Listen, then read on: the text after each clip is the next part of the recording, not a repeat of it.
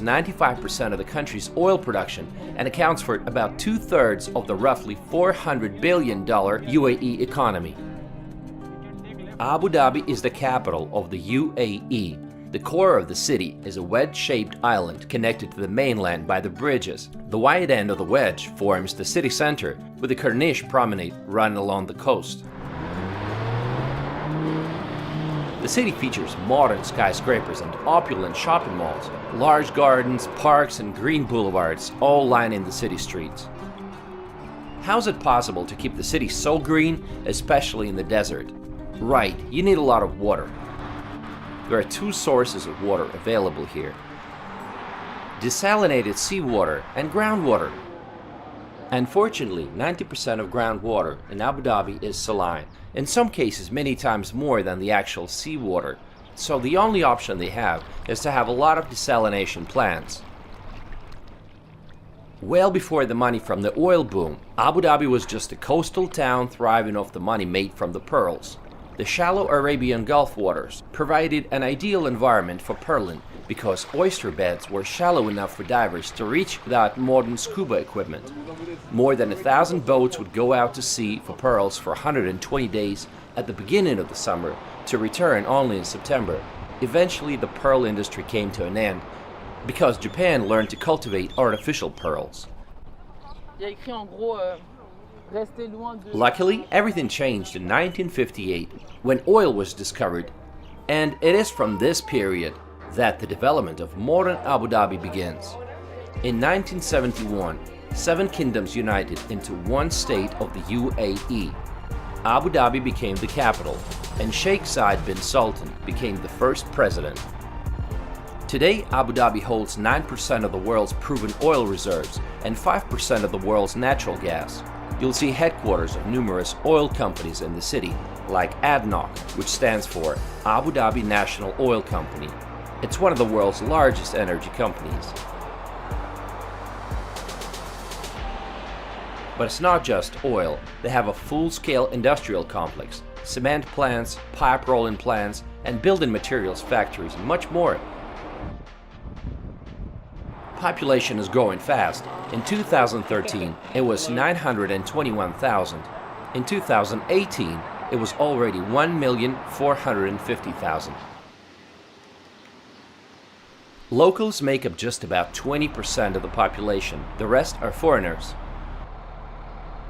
While highly skilled professionals that mostly come from Europe and the US get high salaries, regular jobs don't really pay that much. Say a taxi driver makes about $600 or $800 a month. But it's still a lot of money for people coming from Pakistan, Bangladesh, Nigeria, and Uganda. Driver? Gerald? Hi, how are you? Good. Where you come from? I come from Uganda. Right. Yeah. Do you like living in Abu Dhabi? Yeah, I like it here. Place is very safe. Yeah. Is it difficult to drive in Abu Dhabi? It's difficult for new drivers, but once you get used, it's very easy. Okay. You know, Abu Dhabi is not so much complicated. The roads are straight. What about the fines? What if you're caught speeding? Like, how much is the fine? Of course, you have to take the fines. The fines are so huge here. Can you give me an example? Like now, if you overspeed, if you go above the speed limits, the fine starts from 300 dirham. Okay. And it goes up to 1,000 plus, depending on how fast. Yeah, right. how fast you're going. Oh, wow. Yeah. Thanks, man.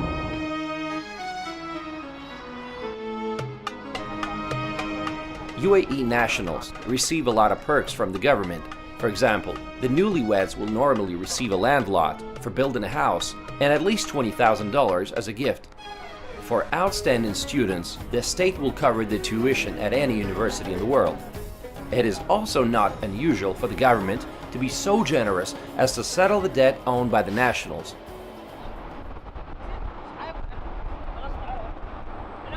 Hello. The country is now implementing the Abu Dhabi 2030 Economic Vision Plan. Part of that plan is to grow local professionals that would be able to compete with the expats for high-ranking positions. The goal is to replace 75% of managers and engineers with UAE nationals by 2030, so they know that education is paramount. There's a number of international schools, including government-sponsored New York University, Masdar Institute of Science and Technology, and others. Abu Dhabi has a hot desert climate and it never rains, well, almost. In the summer, between May and September, it's hot and humid and feels like a sauna, with temperatures on many days over 40 degrees Celsius, that is 104 Fahrenheit. Now, it doesn't come as a surprise that it gets really hot during the summer in this country. So how can you get away from the heat? Well, you can use a bus stop which is air conditioned. How convenient. I feel so much better now. The best time to visit the city is in the so-called winter season, from November till March. Now let's take a look at different parts of the city. The best place to start is the Abu Dhabi Corniche, which is a promenade that stretches for 8 kilometers along the waterfront, and it's home to many hotels and malls, making it a desirable place to live.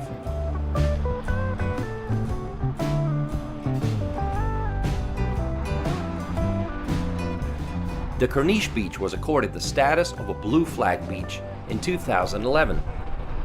Just a few steps away from the central business district and all the skyscrapers of Abu Dhabi, you can always find a place where you can relax on the beach. Blue waters and white sand. It doesn't get better than this. Let's go swimming.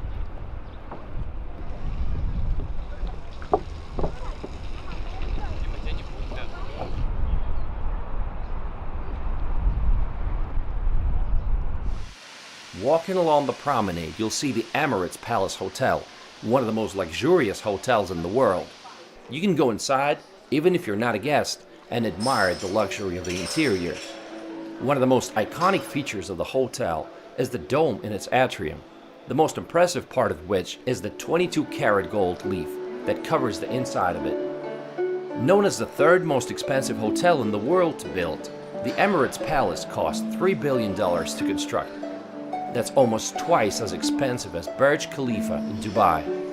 It will cost you around $400 a night if you want to stay at this luxurious, record-breaking hotel.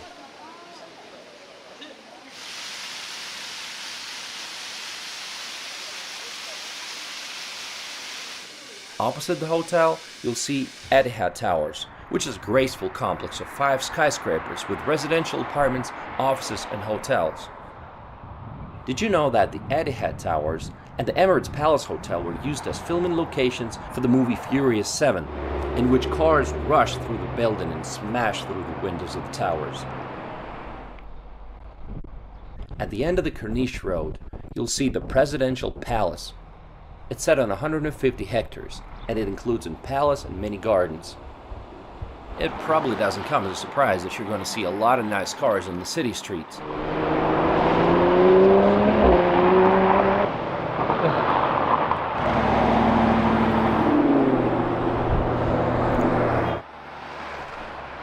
Now let's take a look at some other parts of the city. The city is very much spread out, with most sites concentrated on the central part, Yas Island, and Saadiyat Island. Let's take a look at different parts of the city. For an action-packed day, you'll want to head to Yas Island, which was created in 2006 with one thing in mind: entertainment. It is located 40 kilometers away from the city center. Here you will find Ferrari World. It's an amusement park that includes the Guinness Book of World Records, fastest roller coaster in the world, Formula Rossa, that will take you from 0 to 240 kilometers an hour in just 5 seconds.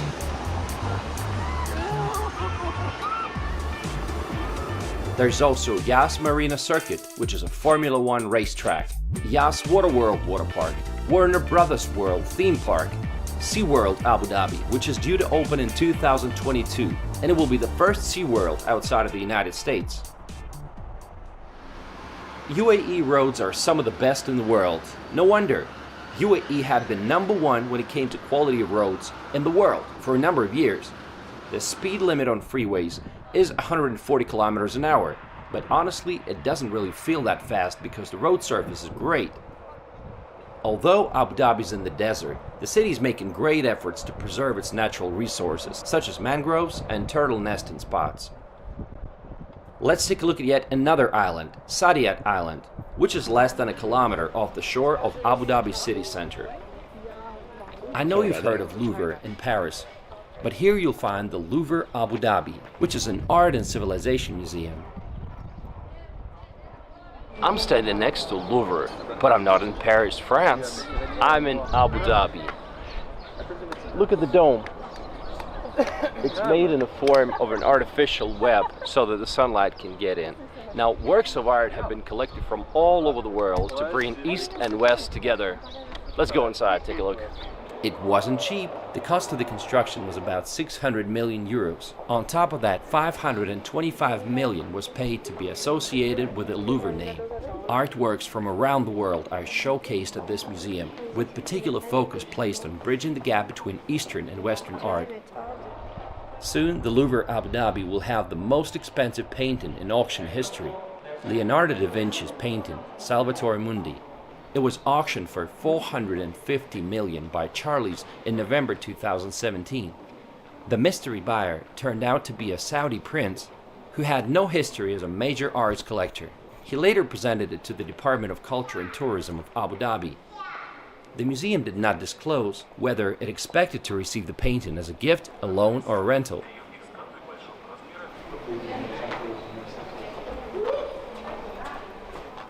Altogether, they're planning to invest $27 billion into Saadiyat Island.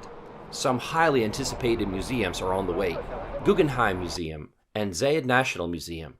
Besides the cultural district, this island will have villas and high-end apartment blocks, and it will be home to about 160,000 residents. This has to be one of the most beautiful mosques in the world, Sheikh Zayed Grand Mosque. This place is large enough to accommodate over 40,000 people.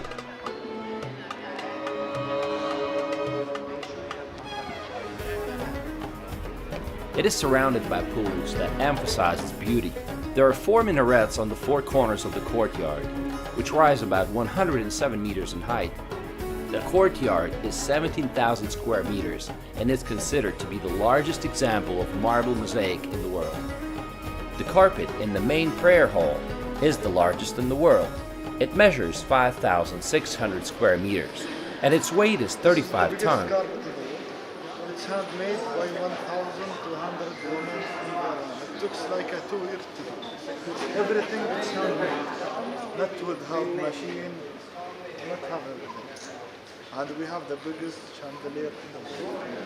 Sheikh Zayed Grand Mosque has 7 chandeliers imported from Munich, Germany that incorporate millions of Swarovski crystals.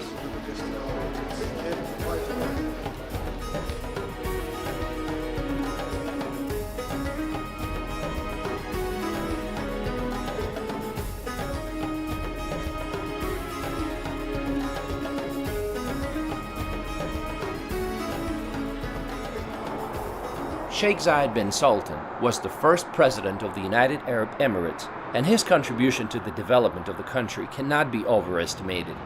And there is a memorial to him on Corniche Road called the Founders Memorial. One of the busiest and the most crowded places in the city is the Al Mina Fish Market, which is located at Mina Zayed Port, and that's one of the largest ports in the Arabian Gulf that can accept up to 5 cruise ships at a time. Here you can choose some of the freshest fish and then have it cooked for you at the nearest restaurant.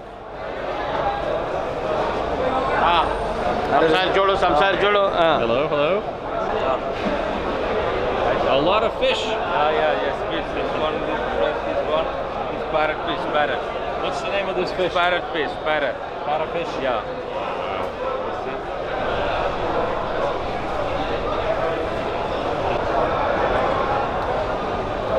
Is it a lobster? Oh, lobster. Okay. Shrimp. A shrimp. Wow. How you doing? Very good. Wow. Scary.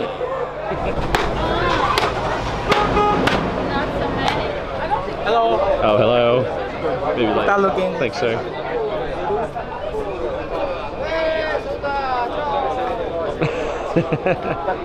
How's the food? It's good? Yeah, it's very good.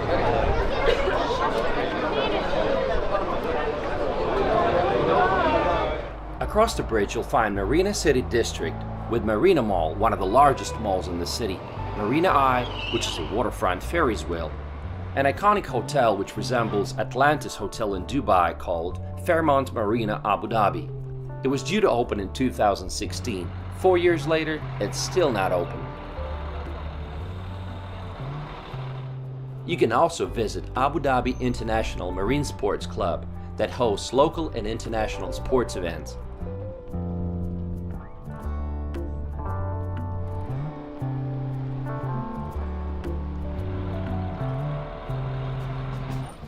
If you want to see a typical Arabian village, then you should visit Heritage Village.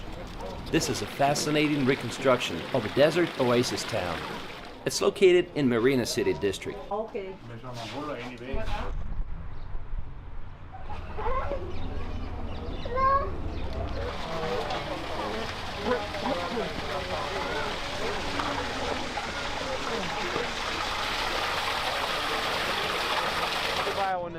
Many people wonder, what's going to happen to Abu Dhabi when the oil deposits run out? Here's what Khaldoon Al Mubarak, one of the major developers of Abu Dhabi, has to say about this. Quote, you look at Dubai as an example. Dubai has done a phenomenal job of transforming itself from 40 years ago, highly dependent on oil, to today, pretty much a negligible, I would say, dependence on oil. So that worked. In Abu Dhabi, we've gone from 90% maybe dependence on oil to our GDP to now less than 35%. So it's been a successful strategy, and I think we should continue going down that route. End quote.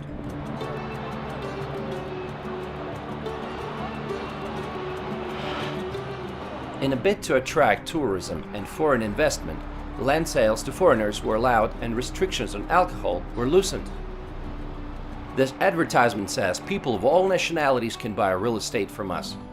Which makes you wonder, has it not always been this way? Well, apparently not. The idea of diversifying the economy is also seen in Abu Dhabi Economic Vision 2030. According to this plan, the economy should be sustainable and not dependent on any single source of revenue. In September 2019, the construction of UAE's first official synagogue was announced to begin in 2020 as a part of the multi-faith Abrahamic Family House complex in Abu Dhabi. They also held a ceremony to grant licenses to 17 Christian churches and the first ever traditional Hindu temple. They're planning a metro line which will be 130 kilometers long, and it should be opened by the end of 2020. What are some cool things to do in the city? Well, you can do some shopping for perfumes. The UAE is famous for its perfumes. This is natural Arabic. It's not like you guys married. Not yet, almost. She said yes and it's not. Hello, hi, welcome to our shop. You can have a look, take a walk. Or you can shop for some carpets. They love the carpets. There's even a carpet market. Some of them can be very pricey and cost several $1,000s. 50% wool and 50% silk. Made of Iran. Nice. Silk. Silk. Wow. This is piece of art. So this is something that can last for more than 100 years. It does not really have age at all. And in each carpet we could use more than 12 to 13 colors. Where do the locals hang out?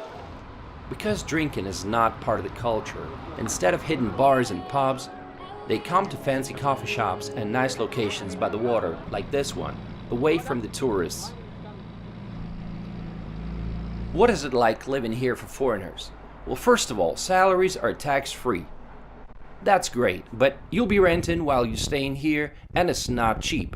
A 2-bedroom apartment in a high-end building on the Corniche, for example, will be around $30,000 to $50,000 a year. Another disadvantage is that for some rentals, you will have to sign a yearly lease and even pay the rent up front. Alcohol is restricted and is only available at licensed restaurants and bars, and at some hotels. Foreigners will have to get used to the sound of the call to prayer 5 times a day and dress more conservatively.